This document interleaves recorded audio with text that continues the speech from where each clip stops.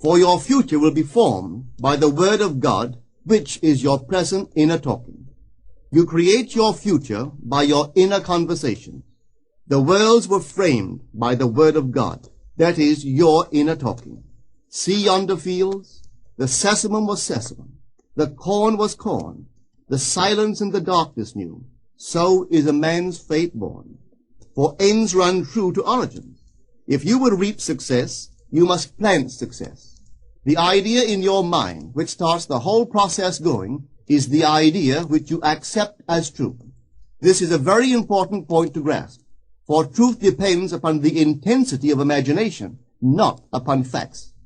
When the girl imagined that her employer was unfair, his behavior confirmed her imagination. When she changed her assumption of him, his behavior reflected the change, proving that an assumption, though false, if persisted in, will harden into fact. The mind always behaves according to the assumption with which it starts. Therefore, to experience success, we must assume that we are successful. We must live wholly on the level of the imagination itself, and it must be consciously and deliberately undertaken. It does not matter if, at the present moment, external facts deny the truth of your assumption. If you persist in your assumption, it will become a fact. Signs follow. They do not precede. To assume a new concept of yourself is to that extent to change your inner talking or word of God, and is therefore putting on the new man.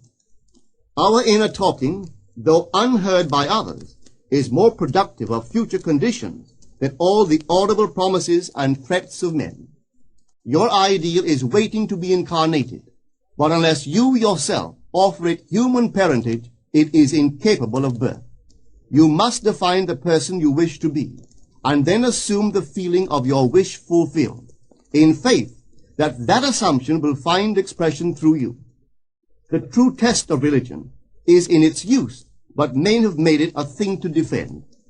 It is to you that the words are spoken. Blessed is she that believed, for there shall be an accomplishment of those things which are spoken unto her from the Lord. Test it, try it. Conceive yourself to be one that you want to be, and remain faithful to that conception. For life here is only a training ground for image making. Try it and see if life will not shape itself on the model of your imagination. Everything in the world bears witness of the use or misuse of man's inner talking. Negative inner talking, particularly evil and envious inner talking, are the breeding ground of the future battlefields and penitentiaries of the world. Through habit, man has developed a secret affection for these negative inner conversations.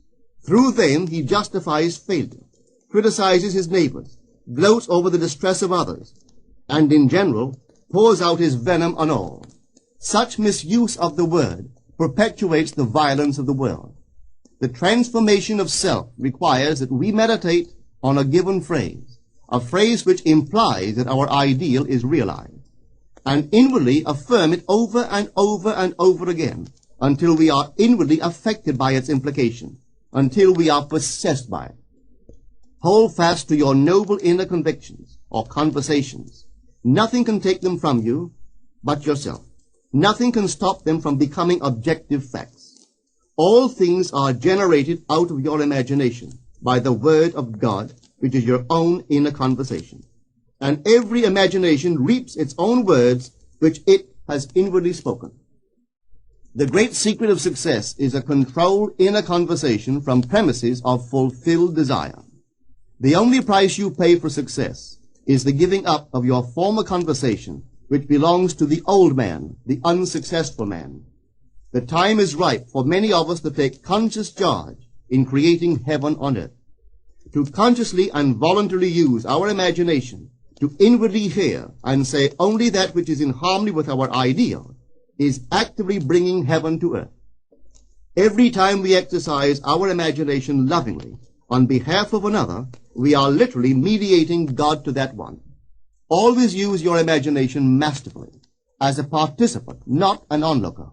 In using your imagination to transform energy from the mental, emotional level to the physical level, extend your senses. Look and imagine that you are seeing what you want to see, that you are hearing what you want to hear, and touching what you want to touch. Become intensely aware of doing so. Give your imaginary state all the tones and feeling of reality. Keep on doing so until you arouse within yourself the mood of accomplishment and the feeling of relief. This is the active, voluntary use of the imagination, as distinguished from the passive, involuntary acceptance of appearances.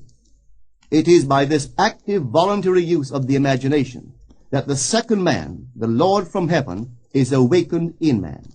Men call imagination a plaything, the dream faculty, but actually it is the very gateway of reality. Imagination is the way to the state desired. It is the truth of the state desired, and the life of that state desired. Could you realize this fully, then would you know that what you do in your imagination is the only important thing. Within the circle of our imagination, the whole drama of life is being enacted over and over again. Through the bold and active use of the imagination, we can stretch out our hand and touch a friend 10,000 miles away and bring health and wealth to the parched lips of his being. It is the way to everything in the world. How else could we function beyond our fleshly limitations? But imagination demands of us a fuller living of our dreams in the present. Through the portals of the present, the whole of time must pass. Imagine elsewhere as here, and then as now. Try it and see. You can always tell if you've succeeded in making the future dream a present fact by observing your inner talking. If you are inwardly saying what you would audibly say were you physically present and physically moving about in that place, then you have succeeded. And you could prophesy it from these inner conversations and from the moods which they awaken within you, what your future will be. For one power alone makes a prophet, imagination, the divine vision. All that we meet is our word made visible, and what we do not now comprehend is related by affinity to the unrecognized forces of our own inner conversations and the moods which they arouse within us. If we do not like what is happening to us, it is a sure sign that we are in need of a change of mental diet. For man, we are told, lives not by bread alone, but by every word that proceeds from the mouth of God. And having discovered the mouth of God to be the mind of man, a mind which lives on words or inner talking, we should feed into our minds only loving, noble thoughts. For with words or inner talking we build our world.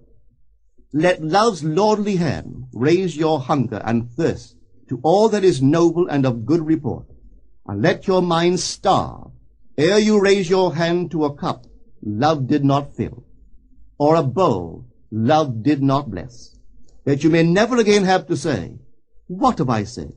What have I done?" O all-powerful human word.